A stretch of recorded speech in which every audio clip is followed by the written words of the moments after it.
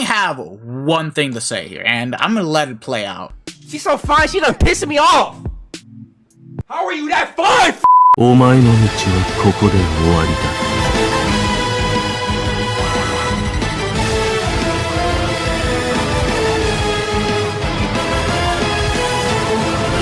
見せてその先の力というもの。ブリーチ、ブレイブソウルズ。 Alrighty, what is going on, you guys? This is your boy the Death Smasher, and welcome back to yet another Bleach Brave Souls video. And today we are back again with yet another top 10 list of power characters that we have in the game, and we're going to be classifying them in terms of both PvE and GQ this time to pretty much amp it up a bit and try to make a good list of characters that you can use for both of the game modes, because I do consider them to be pretty much relevant, and we may as well classify them. So if you guys see characters that are a bit lower than what they are normally at, it's because I'm also factoring in all types of game modes and not just one specific game mode, which for one character I'm going to talk about mainly. So with that being said and done, let us go ahead and begin the list. But before diving into the top 10, let's go into the honorable mentions. So for honorable mentions, I've picked out Kensei, Isshin, and Segunda Etapa Ulquiorra. Now, Kensei is a character I do not like, but I can at least respect the amount of value that this guy brings to the table, because this guy is a link slot potion character, and for epic raids, he is by far the best of the link slot potion characters that we have in the game as an overall, just because of the fact that he has Frenzy +1, Berserker 40, damage to lacerated enemies of +60%, increased status element chance against tech enemies, and on top of that, he also has full stam only, increased strong attack damage of 40%, and also is immune to weakening. The main issue with this character is he lacks guard break, and he also does not have havoc, and his third strong attack, on the other hand, isn't even full screen. So like, for most content in general, you do not want to use this character. I have to be 100% honest with you. This character lacks way too much range. He only has a lunge. Okay, the lunge is good. The beam, it would have been better if he had the 840 width, so that way he'd have a bit more range. And then the SA3 is just, what the hell. So that's the best way I can describe this character. Isshin, he's great for autoing, and because of the fact that he does have Flurry +2 with long reach, also having guard break thanks to the innate abilities. But for PvE, he's definitely a lot slower of a character to use, and he's best to be used in Brave Battle, so there's that to take into consideration. And then last of the honorable mentions is Segunda Etapa Ulquiorra, because this guy is still very good. It's just that he needed a bit more stuff to, you know, be great outside of Guild Quest content, like even having, I don't know, potions, droplets, or anything of that kind of sort, in my opinion, would have made this character amazing, besides being a NAD-based character for Guild Quest. But other than that, he still's great. He can still auto extreme co-op. He does have a lot of stuff. He has weakening, can provide barriers. The only bad thing is he does debuff on the SA2 rather than boost. And normally, I'm not a big fan of the debuff mechanic, except for when it's being used in PvP and in epic raids, where it does make a significant difference. So yeah, he's still good, just I don't consider this character a top 10 unit anymore with the amount of characters that we got, because getting into the top 10 list, it's all SP characters. So let's just go ahead and begin. At number 10, we have Swimsuit Momo. This character is great. I think she's definitely going to be a unit you do want to have for when you don't want to play the game, you just want to auto, and she does get the job done for you, because she is basically Mind Kisuke, but with the boost and having slow on everything. She does have a very good set of skills of Flurry +1, Bruiser 60 as a whole, including the NAD and the skill itself. Berserker 30, not the greatest, but you're not going to be using her as an SP-based character. Increased status element chance against technique attribute enemies. There are no ITs in which enemies are immune to slow, so this character is completely safe. Poise, and is a technique link slot potion character and a super technique link slot potion character. So pretty much the best of both worlds. It's just the only issue is that they made her a NAD character, and normally when you want to do manual plays, this is not the character you want to go for, but she does have guard break, freeze immunity, and sprint +1. The kit doesn't really matter all too much, but she does have the 18% shade, great for inflicting status elements. SA2, Vortex into pushback, I mean, it's okay, sure. And then the SA3 is full screen. Still a good character. definitely, and she's definitely going to age well throughout the course of the game's lifespan. It's just that we need better farmers in the game that are not just Nat characters in this case, because the game is evolving so much, it's crazy to even think about. And at number 9, okay, I'm gonna be getting hate for this, but hear me out. His Soul Bomb is easily the second best thing that we have in the game, for sure. It almost rivals Yamamoto. He only needed weakening, and I think that this character would have been the best nuker in the game as a whole. That being said, I think that this character, outside of GQ, he sucks. He is ass. I literally played with this character in IT, and compared to using him and running the likes of 5th Anniversary Ichigo and Bruno in IT, I'm sorry, but this character is just no. Just no. Like, it's only because of the kit. Because the kit is stupidly outdated. It's not even funny because he has the 570 lunge, which is outdated. There are better lunges that we have in the game. Like, look at Kensei's lunge that he has on the SA1, or was it an AoE? I don't even remember, bro.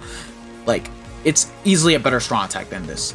SA2 is the Suction Vortex. Why did you give this character a Suction Vortex when you could have given this character a beam on that SA1, or swap out the strong attacks as a whole? Like, I'm sorry, but no. This is not very good at all. And the bad thing about this is his SA3 is also going to be a very huge issue for this character, just because of the fact that, for starters, it's not full screen. And look at the cooldown time. Without any links onto that character, it's 30 seconds. And once you put in triple strong attack recharge links, the maximum cooldown that you're looking at is around 17 to 16 seconds. And normally for every single SP based character, you only have to wait for around 12 to 13 seconds once you give the characters strong attack recharge links. With this Mayuri, it's elongated because of the fact that this guy plants a trap on that SA3. Now, in my opinion, that SA3 is very good for Guild Quest. So I can pretty much commend them for doing that type of essay, but not with at least making the first part full screen and then planting the overall trap, which is, in my opinion, ridiculously stupid. It shouldn't be a thing, and it hinders the character a lot more. This is a more broken version of Kenfiro no Shuhei and Safui Shinji. Only difference is that the SA3 is holding him back so damn much, it's not even funny. I don't know why they gave him this kind of kit. But the skills are good though, because for what he is meant to do in Guild Quest, he does get the job done just fine, because he does have Frenzy +1 with the 80% SP buff, also having weakened defense, Berserker 40, Bombardment, damage to paralyzed and poison enemies by 40%, is immune to every status element, and has Devastation +40%. Already alone in terms of nuking, it's better than Yamamoto. The only reason why he was not crowned the best nuker in the game is because he doesn't have weakening. He only has paralysis and poison. So yeah, there's that, and the innate abilities. He does have Havoc of 20%. Yeah. The thing about this character is, it feels like he doesn't have Havoc. It's a fake kind of Havoc that this character has, and plays way too much like a mid-month character. Y'all really are hating too much on that Zalaparo, Nelliel, and Noitora banner just because they literally cucked 2 characters. Let me just say this. This Mayuri is no exception, because Noitora, they made him a GQ Nat character, but they didn't give him guard break. This character is a GQ nuker, but they didn't even give him a good kit to make him great outside of GQ, which is that damn bad, like, honestly. But yeah, that's all I pretty much needed to say here. I did need to rant about this character one last time, because I fucking hate this character. He should not had this kind of kit, and as a Beyond Bankai design, it's lame. It's just this damn helmet and Ashisogi Jizo standing behind him. Like, I don't know what they were thinking with this character, man. We waited for him for way too long just to get disappointed. Up next is this Manor Yumichika. Now, I could say the same thing, that his kit isn't optimal, but at the very least, he has a lot less problems than Safui Mayuri. But he does have quite a good amount of things going for him, such as having Frenzy +1 with a 60% Berserker.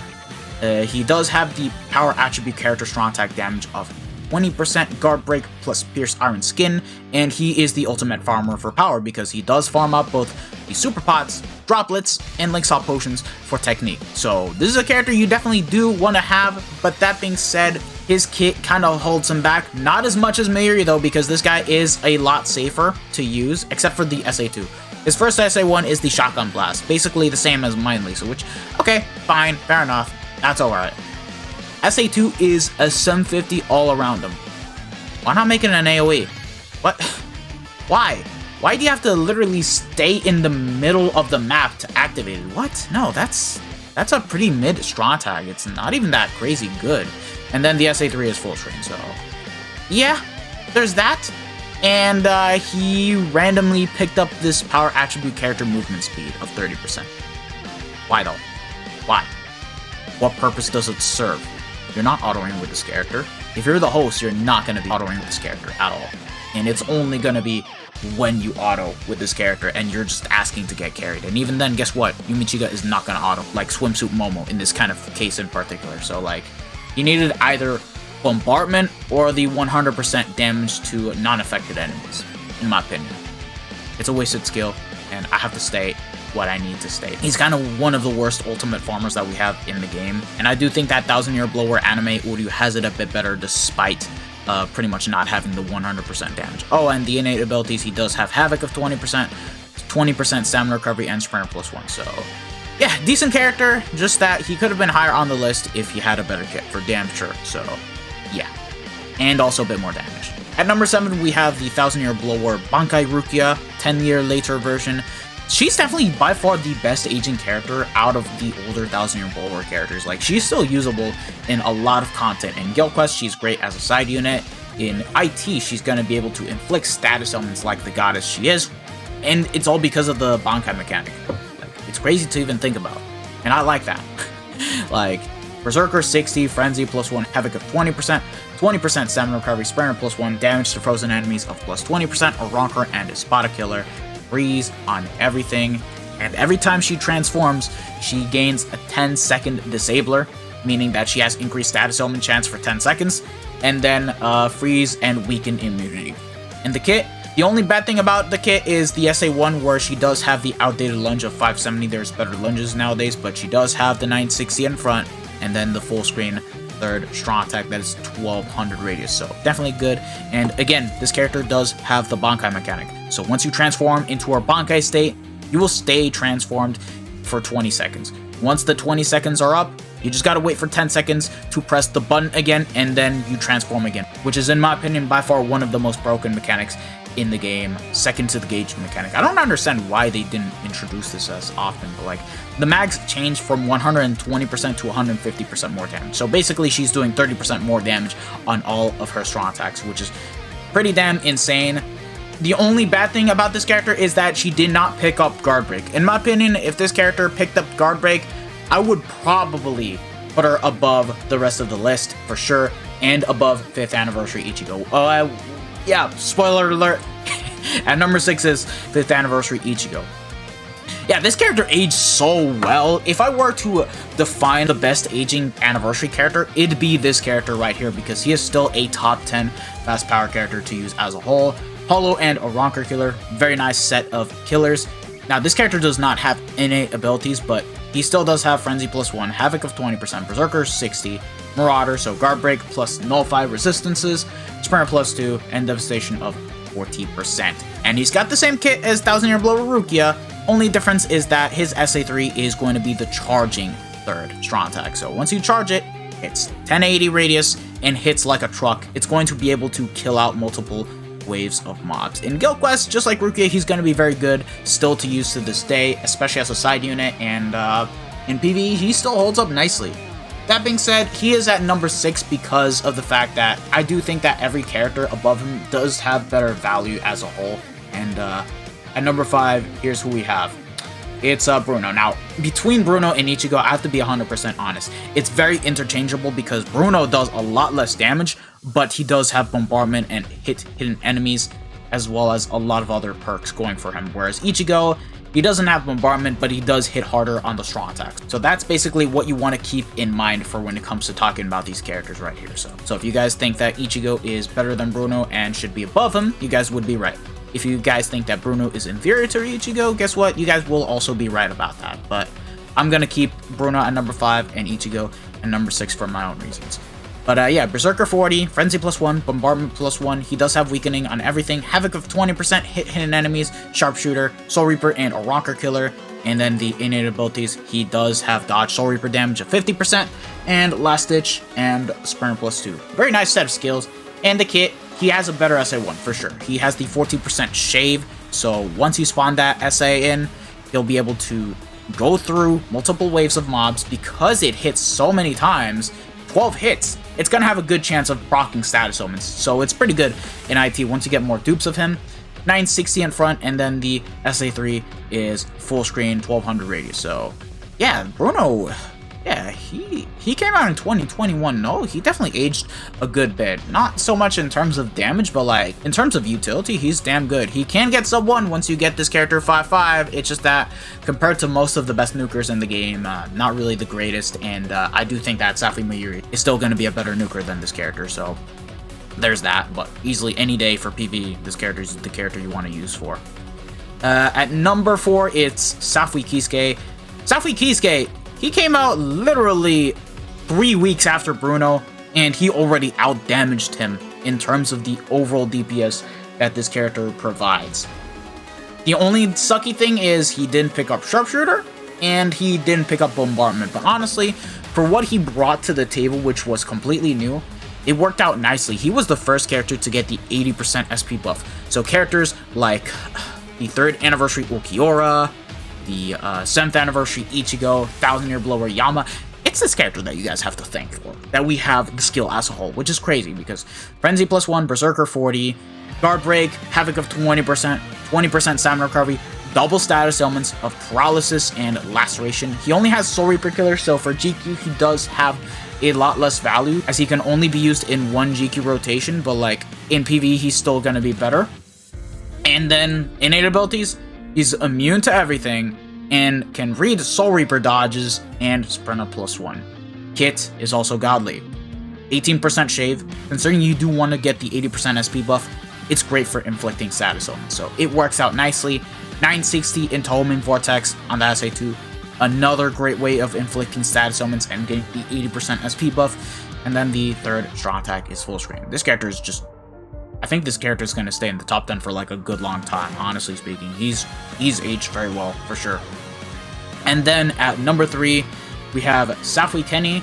Now, it's kind of interchangeable between the two. I do think that Kenny is going to be a lot better for Guild Quest because he does have Marauder, so you're going to be able to use him in both melee and ranged. Soul Reaper GQ.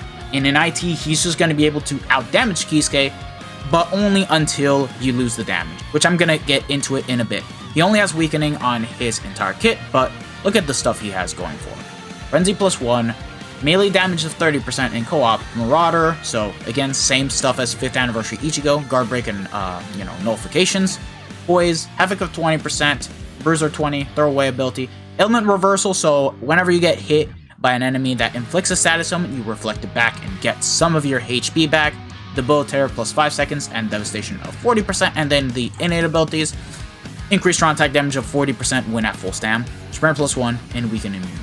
Yeah, this character hits like a goddamn truck, and it's crazy to think about it, like, honestly speaking. And then the kit is also very good too, like, he's got the Suction Vortex like Art Book Ichigo on the SA1, which is great for inflicting status elements. 3k length beam with 1020 width on the SA2, and then the SA3 is full screen, so pretty damn fantastic as a character. Like, it's crazy to even think about.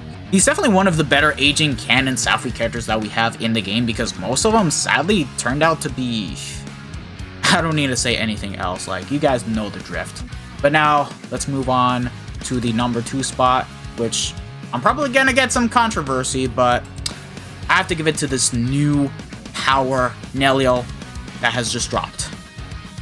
Okay, this character, in my opinion, she's better than Safui Kenny by a good long mile.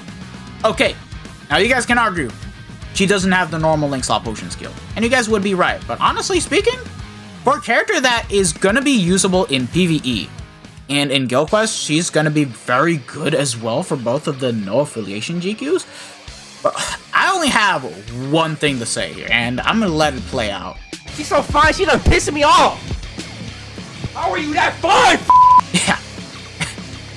That's all I gotta say, because she's got Frenzy +2 with Havoc of 20%, is immune to all status elements, has damage to weakened enemies of plus 40%, so as a side unit in GQ, she's gonna be very nasty once you literally nuke with either Christmas Noel or the Parasol Macy. Like, trust me, it's gonna make getting sub 1 easy as hell in GQ, for sure, for sure. Hit underground enemies, which is good. You don't need to give her a Zeta Pill. Increase status element chance against technique attribute enemies. But in this entire list of characters, literally the only characters below her that can easily inflict status elements is only 1000 year below Rurukia, and that's only for 10 seconds upon transforming, and Swimsuit Nelliel, who is a pot character and an ad unit at that. Keep that into consideration, because this character is a more broken version of Safwi Gin. The only difference is that Nell literally has no wasted skills. There's nothing completely wasted. Like, he even has Marauder, so Guard Break plus Nullify resistances, and the Super Pot skill. Like, in my opinion, this character is going to be the go-to unit to use for Inheritance Trials. Bring her as your main unit, and then carry the Yumi Chikas and the Momos. You're going to be getting the most out of Super Pots, albeit a bit less with the normal pots, but like, mainly the Super Pots, it's going to help you out nicely for damn sure. Like, she's stacked. She's stacked as hell with the skills. She even has Team Party, Recover 20% Stamina. She has Read All Affiliation Dodges, and Sprinter +1. Now, you guys could argue that the Read All Affiliation Dodges could have been replaced by the Link Stop Potion skill, or like with any type of damage multiplier, and you guys would be right. But honestly speaking, I do take it for what it is, because it's just gonna make her pretty much good for most Transcendence quests and for Senkaman for whenever we have dodging enemies, because those are really cancerous assholes. Like, realistically speaking. That being said, there is gonna be one thing that is going to stop this character from being dominant in IT, and that is if K-Lab does release a new Inheritance Trials, and they give the enemies weakened immunity. And that is when this character is going to be getting cucked over. But so far, we have not gotten a single Inheritance Trials in which enemies are immune to weakening. So we can only hope that, because this character, she's busted. Like, literally, she's 7th anniversary Uryu for power. Keep that in mind. Very good chance of inflicting ailments, and she's going to be doing that. And whenever you get the weakening procced off, you do 40% more damage to weakened enemies. Now, that being said, Kit, I'll definitely say it's good, but could have been even better. She has the 3k length beam, albeit only a width of 870, and you know, that's fine, still works. Like, you can still line up the SA and still be able to kill out most mobs, just that you'll be missing that 200 plus width, but it's still good. I think it's a strong attack. Suction Vortex on the SA2, and you know what, because this character has a beam, it works. It's fine. It's not like Mayuri, where you have to get up close and then you get to use that SA. No. It's nowhere near anything like that, which in my opinion, it's completely fine. Like, honestly speaking, she's got the same playstyle as Kikau Society Grimmjow without this charged strong attack. And then the SA3, yeah. If it weren't for who we had at number 1, I probably would have put this character at number 1 because of the amount of sheer utility she brings to the table. She's going to be great as a side unit in Guild Quest. She's going to be amazing to use in PvE. She's definitely going to be the best character to use for Inheritance Trials, and like, she's a must-have. Just that I don't think it's worth summoning for right now, because she's a premium character. She's going to be coming back a lot more often in the future, and there's that to take into consideration. And at number 1, you guys already knew who was going to be at number 1, Yamamoto. That being said, in my opinion, the one thing that he was missing to complete the cherry on top of the cake was increased status element chance for most PvE content. And if he had that, yeah, I think he would have been even better than most characters. But he still is fantastic because he has Frenzy +1, Berserker 40, damage to burning and weakened enemies plus 40%, Marauder, shared complete status immunity, 80% SP buff, weakened defense, burn and weakening on the entire kit, double killers of Hollow and Quincy, and dodge Hollow damage, Havoc of 20%, and Spurn +2.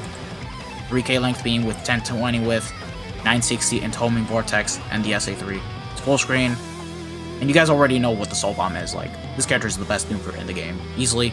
And even then, outside of guild quests, unlike this piece of shit who was only good at nuking, he's good in everything else PvE related. He's gonna be great in inheritance trials. He's gonna be good in epic raids. He's gonna be good in most single player PvE content. He's gonna be usable in a lot of different game modes. I'm curious to see if he will still hold up nicely when the new game mode drops this late June. So it's gonna be interesting to see, and I can't wait because this character, he's one of my favorite characters to use. I have him at number 5 of my top 5 most used characters for a good reason. So that being said, that's my top 10 list. Feel free to agree, to disagree. Like, as long as we keep the chat clean and simple, it's all okay.